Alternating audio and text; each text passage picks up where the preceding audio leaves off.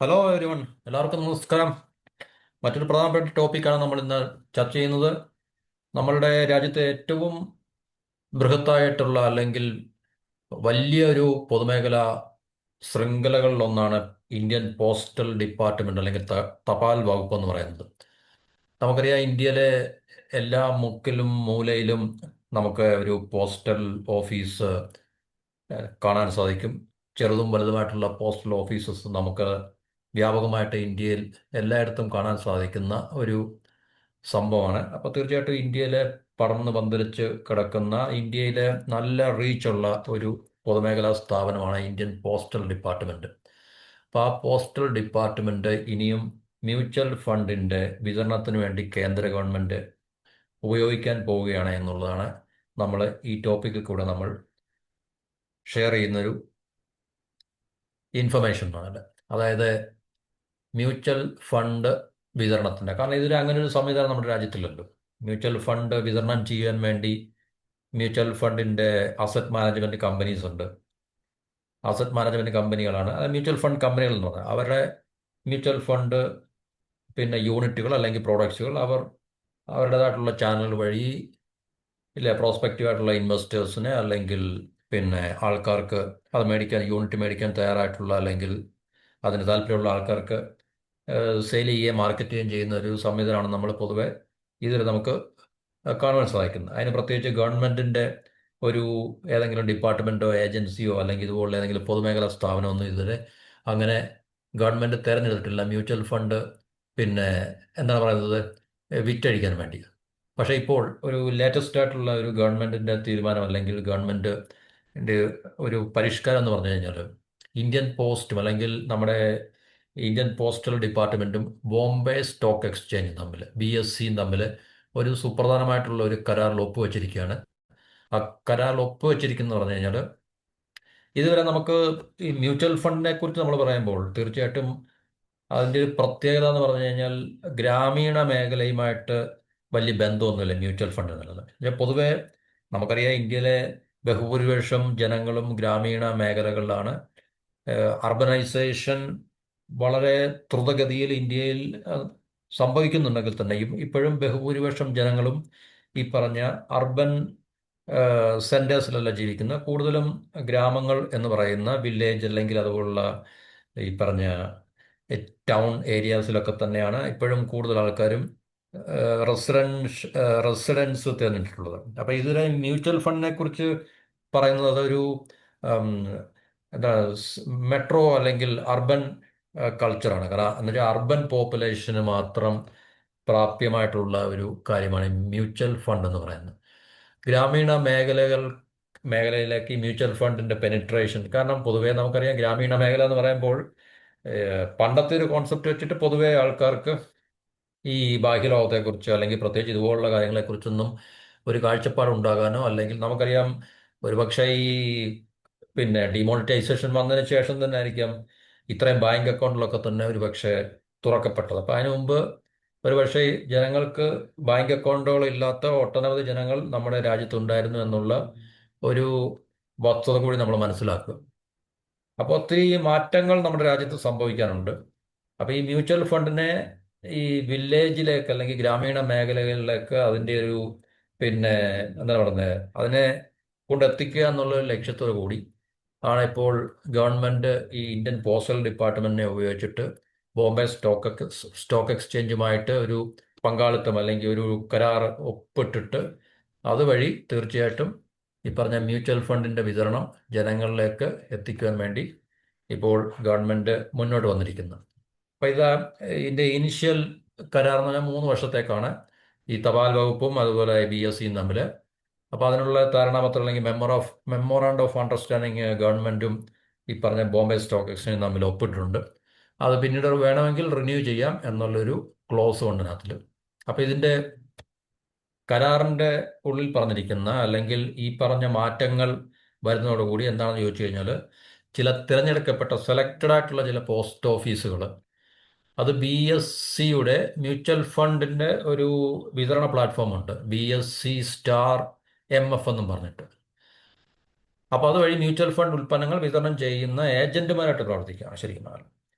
Government mutual ഫണ്ടൊന്നും തുടങ്ങാൻ പോകുന്നില്ല. ബോംബെ സ്റ്റോക്ക് എക്സ്ചേഞ്ചിന്റെ BSE സ്റ്റോക്ക്, BSE അതായത് മ്യൂച്വൽ ഫണ്ടിന്റെ ഒരു വിതരണ പ്ലാറ്റ്ഫോം ഉണ്ട്, ഡിസ്ട്രിബ്യൂട്ട് ചെയ്യാനുള്ള. അതുവഴി പിന്നെ ഗവൺമെന്റിന്റെ ഈ തപാൽ വകുപ്പ് സെലക്ട് ചെയ്യപ്പെട്ട തപാൽ വകുപ്പിന്റെ ചില ഓഫീസുകൾ ഈ പറഞ്ഞ പ്ലാറ്റ്ഫോം യൂസ് ചെയ്തിട്ട് അതുവഴി അവർക്ക് മ്യൂച്വൽ ഫണ്ട് വിതരണം ചെയ്യാമെന്നുള്ളൊരു കരാറാണ് തീർച്ചയായിട്ടും ഇപ്പോൾ നിലവിൽ വന്നിരിക്കുന്നത്. അപ്പോൾ നമ്മൾ നേരത്തെ പറഞ്ഞ പോലെ പ്രാരംഭഘട്ടത്തിൽ 3 വർഷത്തേക്കാണ് ഇവർ തമ്മിലുള്ള ധാരണാപത്രം ഒപ്പിട്ടിരിക്കുന്നത്. ആവശ്യമാണെങ്കിൽ പിന്നീട് അത് എന്തുവരും പുതുക്കുക, അതിൻ്റെ പെർഫോമൻസ് എങ്ങനെയുണ്ട്, ഇതിൻ്റെ ഒരു റിവ്യൂ 3 വർഷം കഴിഞ്ഞിട്ട് ഇത് തീർച്ചയായിട്ടും സക്സസ്ഫുൾ ആവുകയാണെങ്കിൽ ഒരു പക്ഷേ ആ ഒരു കരാറ് നീട്ടുവാനോ അല്ലെങ്കിൽ എക്സ്റ്റെൻഡ് ചെയ്യാനുള്ള സാധ്യത നമുക്ക് എല്ലായിടവും ഇങ്ങനെ തന്നെ ആയിരിക്കുമല്ലോ. കരാറുകളിൽ ഒരു പക്ഷേ ഒരു ഷോർട്ട് ടൈമിലേക്കായിരിക്കാം. അപ്പോൾ കരാറിൻ്റെ പരിധിയിൽ വരുന്ന അവരുടെ പ്രവർത്തനങ്ങളെ നിരീക്ഷിച്ചിട്ട് അത് സക്സസ്ഫുൾ ആണെങ്കിൽ തീർച്ചയായിട്ടും ഇരു കൂട്ടരും തമ്മിലുള്ള കരാറുകൾ എക്സ്റ്റെൻഡ് ചെയ്യാനുള്ള സാധ്യത നമുക്ക് എവിടെയും കാണാം. അതുപോലെ തന്നെ ഇവിടെയും ഗവൺമെന്റിന്റെ ഈ പോസ്റ്റൽ ഡിപ്പാർട്ട്മെന്റും BSEയും തമ്മിലുള്ള കരാർ ഇനിഷ്യലി ഫോർ 3 ഇയേഴ്സ് ആണ്. പിന്നീട് അതിനെ എക്സ്റ്റെൻഡ് ചെയ്യാനുള്ള അല്ലെങ്കിൽ അതിനെ മുന്നോട്ട് ഫർദറായിട്ട് നീട്ടാനുള്ള സാധ്യത ആ കരാറിനകത്തിൽ അവർ പറഞ്ഞിട്ടുണ്ട്. അപ്പം നമുക്കറിയാം ഇത് ട്രസ്റ്റഡ് ആയിട്ടുള്ള ഡിപ്പാർട്ട്മെന്റാണ് പോസ്റ്റൽ. കാരണം ഗവൺമെന്റിന്റെ ആയതുകൊണ്ട് ഇന്ത്യയിലെ ഉടനീളം നെറ്റ്വർക്ക് ഉള്ളതാണ്. അപ്പോൾ ആദ്യം വളരെ സെലക്റ്റഡ് ആയിട്ടുള്ള ചില ബ്രാഞ്ചസുകളെന്ന് നമ്മൾ പറഞ്ഞു. എല്ലാ പോസ്റ്റൽ ഓഫീസും ഇല്ല ഇതിനകത്തിൽ, വളരെ സെലക്റ്റഡ് ആയിട്ടുള്ള ചില പോസ്റ്റ് ഓഫീസ് മാത്രമാണ്.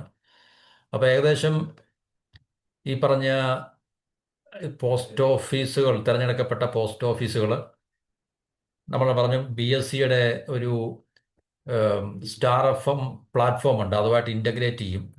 എന്നിട്ടത് ഈ ഇൻവെസ്റ്റ്മെൻറ്റ് ഓപ്പർച്യൂണിറ്റീസ് സിംപ്ലിഫൈ ചെയ്ത് എന്നുവെച്ചാൽ സാധാരണ ജനങ്ങളിലേക്ക് ഇത് എത്തിക്കുക എന്നുള്ളതാണ് ഇപ്പോൾ അവരുടെ ലക്ഷ്യം എന്ന് പറഞ്ഞു കഴിഞ്ഞാൽ. അപ്പോൾ അങ്ങനെ എത്തിക്കുമ്പോൾ തീർച്ചയായിട്ടും ഇന്ത്യയിലെ കൂടുതൽ ആൾക്കാരെ ഇതിനകത്തിലേക്ക് പാർട്ടിസിപ്പേറ്റ് ചെയ്യുക. എല്ലാം ബിസിനസ്സാണ്, കച്ചവടമാണ്, തന്ത്രമാണ്. അല്ല ജനങ്ങളെ പൊലിപ്പിക്കാനോ അല്ലെങ്കിൽ ജനങ്ങളെ നന്നാക്കാനൊന്നുമല്ല അതിൻ്റെ ഒരു വശം. എന്നാൽ തന്നെയും ഒരു ഇൻവെസ്റ്റ്മെന്റ് രീതി എന്ന രീതിയിൽ ജനങ്ങൾക്ക് അത് ഉപകാരപ്പെടും തീർച്ചയായിട്ടും നമുക്ക്. കാരണം ഇന്ത്യയിൽ ഇന്ന് മ്യൂച്വൽ ഫണ്ടിലേക്ക് ഇൻവെസ്റ്റ് ചെയ്യുന്ന ആൾക്കാരുടെ എണ്ണമൊക്കെ വളരെ കൂടുതലാണ്. പ്രത്യേകിച്ച് കേരളത്തിലൊക്കെ അതിൻ്റെ അളവും വ്യാപ്തിയും ഒക്കെ വളരെ കൂടി വരുന്നൊരു കാലഘട്ടമാണിത്. പക്ഷേ അത് തീർച്ചയായിട്ടും നമുക്കറിയാം ഒരു മിഡിൽ ക്ലാസ്സിന് മുകളിലുള്ള ആൾക്കാരാണ് പൊതുവെ ഇങ്ങനെയുള്ള ഇൻവെസ്റ്റ്മെന്റ് രീതികളൊക്കെ തിരഞ്ഞെടുക്കുകയും അതിൽ എൻഗേജ് ചെയ്യുന്നു. സാധാരണക്കാരായിട്ടുള്ള ആൾക്കാർക്ക് ഇതിലെ മ്യൂച്വൽ ഫണ്ട് എന്താണെന്ന് പോലും അവർക്കറിയത്തില്ല. അവർക്ക് ആകെ അറിയുന്ന ബാങ്കിലെ പിന്നെ സേവിങ്സ് ഡിപ്പോസിറ്റോ അല്ലെങ്കിൽ ഫിക്സഡ് ഡിപ്പോസിറ്റോ പോസ്റ്റ് ഓഫീസിലെ RD ഇങ്ങനെയൊക്കെയുള്ള വളരെ ലിമിറ്റഡ് ആയിട്ടുള്ള ചില ഈ ഫൈനാൻഷ്യൽ പ്രോഡക്ട്സിനെ കുറിച്ച് മാത്രമേ പൊതുവെയുള്ള ജനങ്ങൾക്ക് ധാരണയുള്ളൂ. അവർക്ക് ഷെയർ അല്ലെങ്കിൽ സ്റ്റോക്ക് മാർക്കറ്റ് അല്ലെങ്കിൽ മ്യൂച്വൽ ഫണ്ട്, ഇതിൻ്റെ യൂണിറ്റ്, ഇങ്ങനെയുള്ള കാര്യങ്ങളെക്കുറിച്ചൊന്നും അല്ലെങ്കിൽ മറ്റ് അല്പം കൂടെ അതേ പൊതുവെ ഫിനാൻഷ്യൽ മാർക്കറ്റിനെ കുറിച്ച് ഉള്ള ധാരണയൊന്നും ഇല്ലാത്തതോ അല്ലെങ്കിൽ അതിനെക്കുറിച്ച് അറിവും അവബോധവും ഇല്ലാത്ത ആൾക്കാരാണ് കൂടുതൽ എന്ന് പറഞ്ഞു കഴിഞ്ഞാൽ. അപ്പോൾ അങ്ങനെയുള്ളൊരു പോപ്പുലേഷനിലേക്ക് ഈ പറഞ്ഞ മ്യൂച്വൽ ഫണ്ടിനെ കൊണ്ടെത്തിക്കുക എന്നുള്ളൊരു ലക്ഷ്യത്തോടു കൂടിയാണ് ഇപ്പം ഈ പറഞ്ഞ കരാറിൻ്റെ ഒരു അടിസ്ഥാന ലക്ഷ്യം എന്ന് പറഞ്ഞു കഴിഞ്ഞാൽ. അപ്പോൾ ഈ എഗ്രിമെൻ്റ് അനുസരിച്ച് നമ്മൾ പറഞ്ഞു ചില സെലക്റ്റഡ് ആയിട്ടുള്ള പോസ്റ്റ് ഓഫീസ് മാത്രമേ ഉള്ളൂ, വളരെ ചുരുക്കമായിട്ടുള്ള, രാജ്യത്ത് സർവ്വവ്യാപകമായിട്ടൊന്നുമില്ല. അപ്പം അങ്ങനെ തിരഞ്ഞെടുക്കപ്പെട്ട പോസ്റ്റൽ ഡിപ്പാർട്ട്മെന്റിലെ അല്ലെ പോസ്റ്റൽ ഓഫീസിലെ എംപ്ലോയീസിനെ ബോംബെ സ്റ്റോക്ക് എക്സ്ചേഞ്ച് ആയിരിക്കും ട്രെയിൻ ചെയ്യുകയും സർട്ടിഫൈ ചെയ്യുകയും ചെയ്യുന്നത് മ്യൂച്വൽ ഫണ്ട് ഡിസ്ട്രിബ്യൂട്ടേഴ്സായിട്ട്. അപ്പോൾ അവർ ഇൻവെസ്റ്റർ സർവീസ് അതുപോലെ തന്നെ ഈ ട്രാൻസാക്ഷൻസ് ഒക്കെ ഈ BSEയുടെ പ്ലാറ്റ്ഫോം ഉപയോഗിച്ച് എങ്ങനെ ട്രാൻസാക്ഷൻ ഒക്കെ ഫെസിലിറ്റേറ്റ് ചെയ്യുക എന്നുള്ള ട്രെയിനിങ്ങും അതുപോലെ തന്നെ അതിനെക്കുറിച്ചുള്ള അറിവുകളൊക്കെ കൊടുത്തു കഴിഞ്ഞാൽ അവരെ സർട്ടിഫൈ ചെയ്യും. മ്യൂച്വൽ ഫണ്ട് ഡിസ്ട്രിബ്യൂട്ടേഴ്സായിട്ട് അവരായിരിക്കും ഇതിനകത്തിൽ ഈ പറഞ്ഞ മ്യൂച്വൽ ഫണ്ട് ഏജൻ്റായിട്ട് വർക്ക് ചെയ്യാൻ പോകുന്നത്. അപ്പോൾ അതുകൊണ്ട് തീർച്ചയായിട്ടും സെലക്റ്റഡ് ആയിട്ടുള്ള എംപ്ലോയീസ് ആയിരിക്കും, സെലക്റ്റഡ് ആയിട്ടുള്ള പോസ്റ്റൽ ഓഫീസുകൾ മാത്രമേ ഉള്ളൂ. രാജ്യത്തെ എല്ലാ പോസ്റ്റ് ഓഫീസും ഇതിനകത്തിൽ തീർച്ചയായിട്ടും ഉണ്ടാകത്തില്ല ഇനിഷ്യലി, പ്രാഥമിക ഘട്ടത്തിൽ. പിന്നീട് ഒരുപക്ഷെ ഇതൊരു സക്സസ്ഫുൾ ആയിട്ട് അവർക്ക് തോന്നുകയാണെങ്കിൽ രാജ്യത്ത് മറ്റ് പോസ്റ്റൽ ഓഫീസുകളിലേക്കും ഇതിനെ വ്യാപിപ്പിക്കാനുള്ള പരിപാടിയാണ്. അപ്പോൾ അത് തീർച്ചയായിട്ടും നല്ലൊരു മാറ്റമാണ്. കാരണം ഈ പറഞ്ഞ ഇതുപോലുള്ള ഇൻവെസ്റ്റ്മെന്റ് മാതൃകകൾ അല്ലെങ്കിൽ ഇൻവെസ്റ്റ്മെന്റ് രീതികൾ, മാതൃകകളല്ല, ഇൻവെസ്റ്റ്മെന്റ് മെത്തേഡ്സ് അല്ലെങ്കിൽ രീതികളൊക്കെ തന്നെ ഒട്ടുമിക്ക എല്ലാ ജനങ്ങളിലേക്കും എത്തട്ടെ. കാരണം ഇൻവെസ്റ്റ് ചെയ്യുക എന്നുള്ളത് തീർച്ചയായിട്ടും നമുക്ക് നമ്മളുടെ അസറ്റ് വർദ്ധിപ്പിക്കാനുള്ളൊരു രീതി തന്നെയാണ്. അപ്പം അത് ഇതിൻ്റെ അകത്തിലെ ഏറ്റവും ഒരു തടസ്സം എന്ന് പറഞ്ഞു കഴിഞ്ഞാൽ, ഞാൻ മുമ്പുള്ള വീഡിയോയിലൊക്കെ പറഞ്ഞിട്ടുണ്ട്, കാരണം ജനങ്ങൾക്ക് ഇതിനെക്കുറിച്ചുള്ള ഉം, അറിവില്ല, ഇൻഫർമേഷൻ അല്ല, ഇൻഫോംഡ് അല്ല. ഇന്ത്യയിൽ പ്രത്യേകിച്ച് ഇന്ത്യ കാരണം ഇതൊക്കെ നമുക്ക് മാറ്റങ്ങൾ ഉണ്ടെങ്കിൽ തന്നെയും ഇപ്പോൾ അമേരിക്ക പോലുള്ള നമുക്കറിയാം. ഇപ്പോൾ അമേരിക്കയിലൊക്കെ ഒട്ടുമിക്ക ഒരുമാതിരിപ്പെട്ട എല്ലാ ജനങ്ങളും ഇതിനകത്തിലൊക്കെ പാർട്ടിസിപ്പേറ്റ് ചെയ്യുന്നതാണ്, അല്ലെങ്കിൽ അവർക്ക് ഇതിനെക്കുറിച്ചുള്ള അത്യാവശ്യം ഈ ഇൻഫർമേഷനോ അല്ലെങ്കിൽ നോളജോ ഉള്ള. അപ്പോൾ അങ്ങനെയുള്ള വെസ്റ്റേൺ മാർക്കറ്റിലായാലും ജപ്പാനായാലും അല്ലെങ്കിൽ ഈവൻ ചൈന പോലും ആയാലും അവിടത്തേക്ക് മാർക്കറ്റിലൊക്കെ വളരെ മെച്ചറാണെന്ന് അതുകൊണ്ടാണ് പറയുന്നത്, രണ്ട് രീതിയിലും. കാരണം പിന്നെ മാർക്കറ്റ് മെച്ചറാണെന്ന് പറയുന്നത് കാരണം അവർ ദീർഘകാലമായിട്ട് ഈ ഒരു രംഗത്തുണ്ട്. അതുപോലെ തന്നെ അവിടുത്തെ ജനങ്ങളിൽ ഒട്ടുമിക്ക നല്ലൊരു ശതമാനം ഇതിനകത്തിലൊക്കെ പാർട്ടിസിപ്പേറ്റ് ചെയ്യുന്ന ആൾക്കാരുണ്ട്.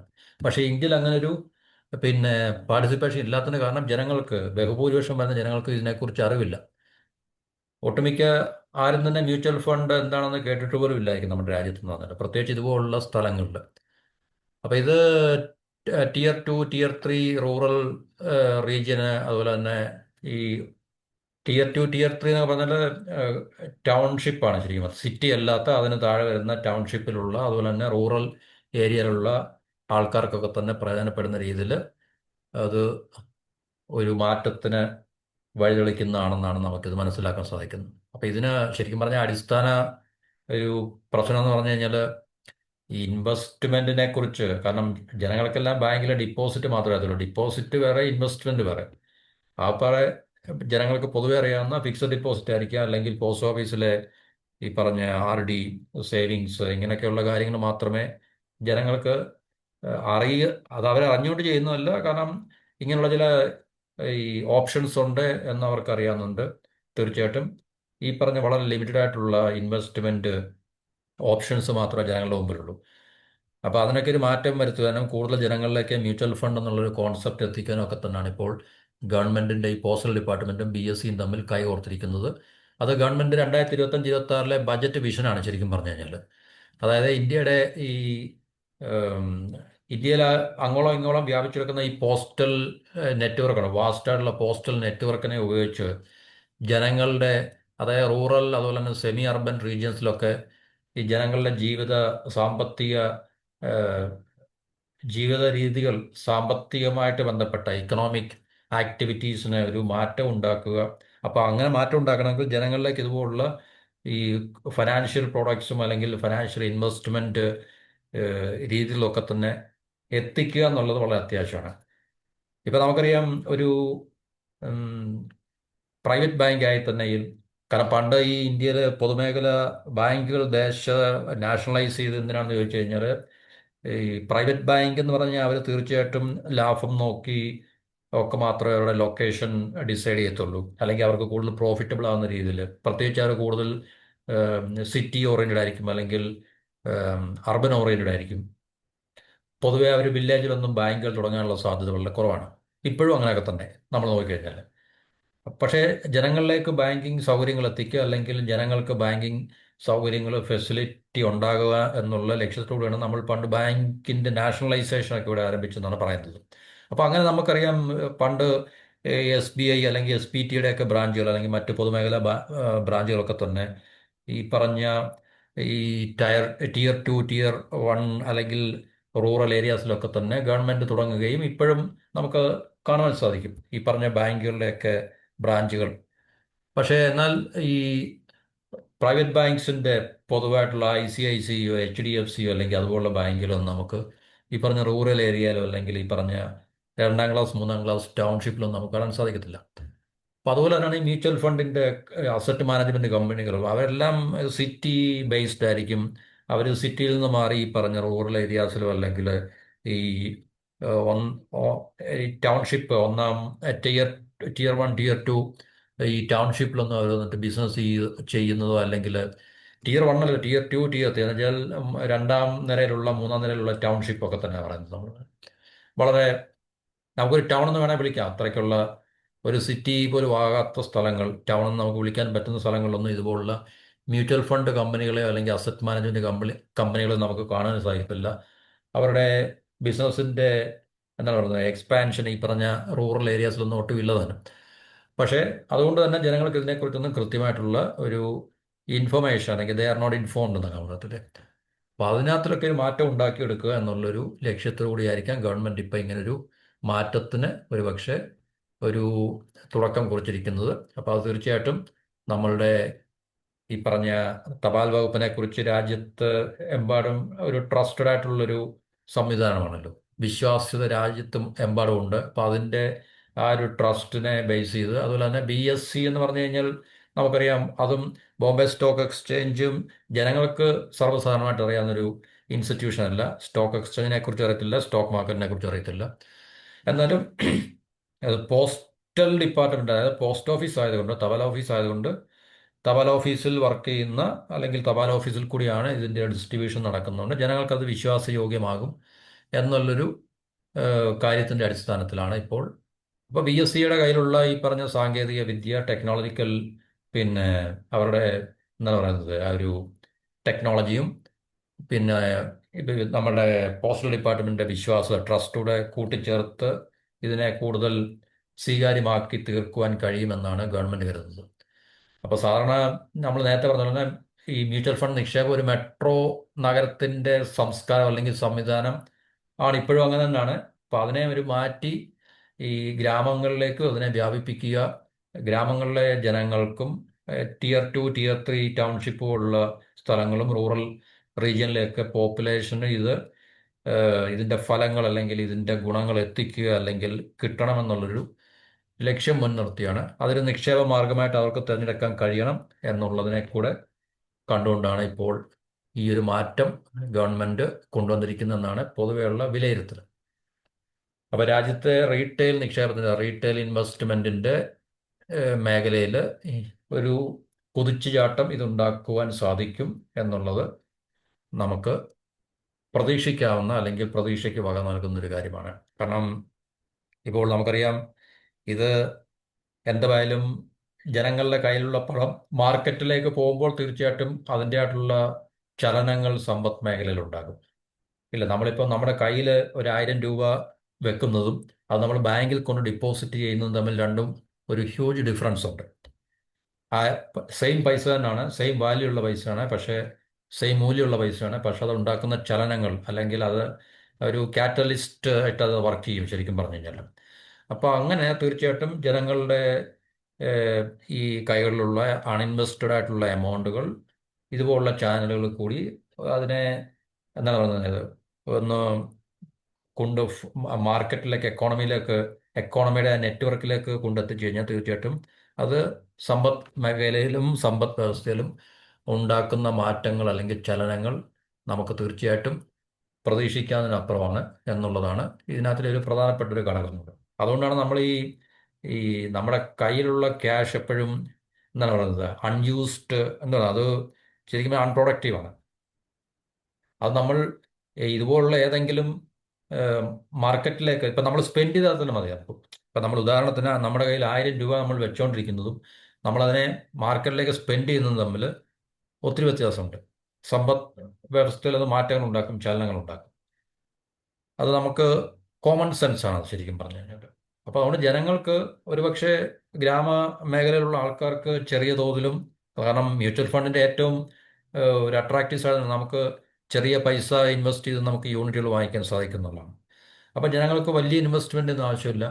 മാസം തോറും ഇപ്പോൾ SIP ഒക്കെ ഉണ്ടെങ്കിൽ, സിസ്റ്റമാറ്റിക് ഇൻവെസ്റ്റ്മെന്റ് പ്ലാനൊക്കെ ഉണ്ടെങ്കിൽ അവർക്ക് ഈ പോസ്റ്റ് ഓഫീസിൽ റിക്കറിംഗ് ഡിപ്പോസിറ്റ് പോലെ അല്ലെങ്കിൽ അതുപോലുള്ള ഈ പദ്ധതികൾക്കകത്തിൽ ഡിപ്പോസിറ്റ് ചെയ്യുന്ന പോലെ തന്നെ മാസം 500 1000 ഒക്കെ തന്നെ ഡിപ്പോസിറ്റ് ചെയ്യാൻ കഴിവുള്ള ആൾക്കാർക്ക് ഈ മ്യൂച്വൽ ഫണ്ടിലേക്ക് ഇൻവെസ്റ്റ് ചെയ്യണമെങ്കിൽ തീർച്ചയായിട്ടും ഈ പറഞ്ഞ ഈ ഇൻവെസ്റ്റ്മെന്റിൽ നിന്നും കിട്ടുന്നതിനേക്കാളും ബെറ്റർ ആയിട്ടുള്ള റിട്ടേൺസ്, ഒരു ഗ്രോത്ത് മോഡൽ അവർക്ക് ഇതിനകത്ത് നിന്ന് ലഭിക്കുകയും അങ്ങനെ അവരുടെ അസറ്റ് വർദ്ധിപ്പിക്കാൻ സാധിക്കും. പക്ഷേ അത് ജനങ്ങൾക്ക് ഇതിനെക്കുറിച്ചുള്ള ഈ അവബോധം അല്ലെങ്കിൽ ഇൻഫർമേഷൻ ഇല്ലാത്തതിൻ്റെ ഒരു വിഷയമുണ്ട്. അപ്പോൾ അതിനെ കൃത്യമായിട്ടുള്ള ട്രസ്റ്റഡ് ആയിട്ടുള്ള ഒരു സംവിധാനത്തിൽ കൂടി ജനങ്ങളിലേക്ക് ഇത് എത്തിക്കാൻ സാധിച്ചു കഴിഞ്ഞാൽ തീർച്ചയായിട്ടും ജനങ്ങളിൽ നിന്നും അവരുടെ ഈ കൈവശമുള്ള എന്താ പറയുക ഡിസ്പോസബിൾ ഇൻകത്തെ തീർച്ചയായിട്ടും ഈ ഇപ്പം ഈ ഗ്രാമങ്ങളിലെന്ന് പറഞ്ഞാൽ നമുക്കറിയാം ഇപ്പം നമ്മുടെ ഗ്രാമങ്ങളിൽ തന്നെ ഇഷ്ടം പോലെ ഗവൺമെൻറ് ഡിപ്പാർട്ട്മെൻറ്റിലും ഗവൺമെൻറ് സെക്ടറിലും ഒക്കെ തന്നെ വർക്ക് ചെയ്യുന്ന ഒത്തിരി ആൾക്കാരുണ്ട്. പെൻഷനേഴ്സ് ഉണ്ട്. പക്ഷെ അവർക്കൊന്നും ഈ മ്യൂച്വൽ ഫണ്ടിനെ കുറിച്ച് ഒരു ധാരണയില്ല. അവരൊന്നും മ്യൂച്വൽ ഫണ്ടിൽ പാർട്ടിസിപ്പേറ്റ് ചെയ്യുന്നുമില്ല. നമ്മളുടെ അനുഭവങ്ങൾ നമുക്ക് മനസ്സിലാക്കാം. അപ്പോൾ തീർച്ചയായിട്ടും പോസ്റ്റ് ഓഫീസ് വഴി ഇങ്ങനെ ഒരു സംവിധാനത്തിന് വഴി തെളിക്കുകയാണെങ്കിൽ ഇതുപോലുള്ള ആൾക്കാരിൽ നിന്നും ഈ പറഞ്ഞ ഫണ്ടുകൾ അവർക്ക് ഇൻവെസ്റ്റ് ചെയ്യാനും അങ്ങനെ നമ്മുടെ റീറ്റെയിൽ ഇൻവെസ്റ്റ്മെന്റ് രംഗത്ത് അത് വലിയൊരു വിപ്ലവം മാറ്റം സൃഷ്ടിക്കാനും കഴിയും എന്നുള്ളതാണ് നമ്മളുടെ പ്രതീക്ഷ. അപ്പോൾ ഇത്രയും നമുക്ക് പറഞ്ഞുകൊണ്ട് ഈ ടോപ്പിക്ക് അവസാനിപ്പിക്കാം. അടുത്ത ടോപ്പിക്കുമായി അടുത്ത വീഡിയോയിൽ.